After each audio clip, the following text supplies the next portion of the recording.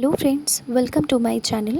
আজকের এই ভিডিওতে আমি তোমাদের সাথে শেয়ার করতে চলেছি নার্সিং রিলেটেড কয়েকটা সিলেক্টেড টার্মস বা বেসিক কয়েকটা টার্মস। এই টার্মসগুলো শুধু যারা নার্সিং স্টুডেন্ট তাদের জন্য ইম্পর্টেন্ট এইটুকু নয়, এটা কিন্তু যারা নার্সিং পড়ার কথা ভাবছো তাদের জন্য ইম্পর্টেন্ট। আবার যদি তুমি মেডিকেল ফিল্ডের সাথে যুক্ত থাকো তাহলে তুমি টার্মসগুলো জানো কি না সেটাও একবার রিভাইজ করে নিতে পারো।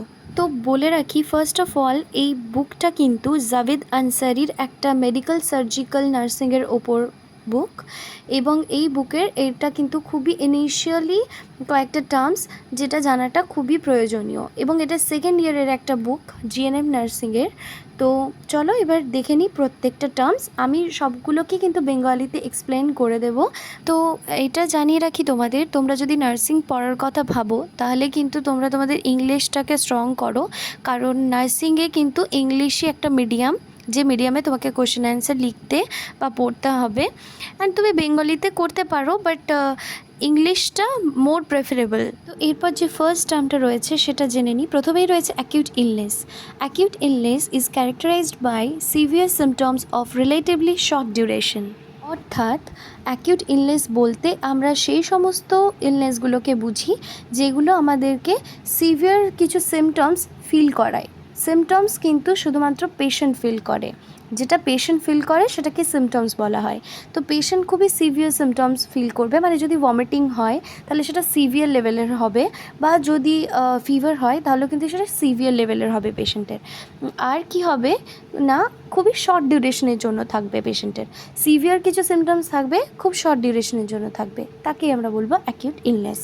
এরপর রয়েছে second terms acute inflammation. Acute inflammation is characterized by the local vascular and exudative changes described earlier and usually last less than 2 weeks. অর্থাৎ অ্যাকিউট ইনফ্লামেশন বলতে লোকাল আমাদের যে ভ্যাসকুলার অ্যান্ড এক্সিউডেটিভ কিছু চেঞ্জেস দেখা যায়, মানে যদি আমাদের কোনো ইনজুরি হয় বা যদি টিস্যু নেক্রোসিস হয়, তো সেই ক্ষেত্রে কি হয় না, আমাদের লোকাল যে ভেসেলস রয়েছে বা ভেন রয়েছে এবং যে গ্ল্যান্ডগুলো রয়েছে যেখান থেকে আমাদের আর কি সিক্রেট হয় হরমোন, সেইগুলোর কিছু চেঞ্জেস আসতে থাকে এবং সেটা খুব কম সময়ের জন্য থাকে। আর এটাও মনে রাখতে হবে যে অ্যাকিউট ইনফ্লামেশন কোনো ডিজিজ নয়, এটা কিন্তু আমাদের নর্মাল একটা হিলিং রেসপন্স বডির। ঠিক আছে, এরপর রয়েছে asepsis. Asepsis is the condition of being free from disease producing microorganism.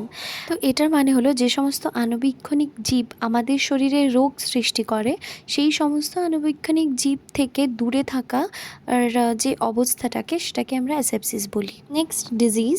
Disease is a condition in which body health is impaired and departure from the state of health and alteration of human body interrupting the performance of vital functions. অর্থাৎ disease হলো সেই রকমের অবস্থা যেখানে আমাদের বডির health কিছুটা impaired হয় এবং আমরা আমাদের নর্মাল হেলথ কন্ডিশন থেকে আমাদের অবস্থানটা সরে যায় এবং আমরা নর্মাল যে পারফরমেন্সগুলো, ভাইটাল ফাংশনগুলো বডির, সেগুলো হতে পারে না। ভাইটাল ফাংশন হলো যেমন ব্লাড সার্কুলেশন, ব্রিদিং। তো এরপরের যে টার্মটা রয়েছে সেটা হলো হেলথ। এই হেলথ টার্মটা কিন্তু নার্সিং রিলেটেড যে সমস্ত স্টুডেন্টরা রয়েছে, তারা জিএনএম হোক বা বিএসসি, যে নার্সিংই হোক না কেন, নার্সিং স্টুডেন্টদের হেলথ যে ওয়ার্ডটা রয়েছে তার যে ডেফিনেশন, এটা কিন্তু মাস্ট মুখস্থ থাকা চাই।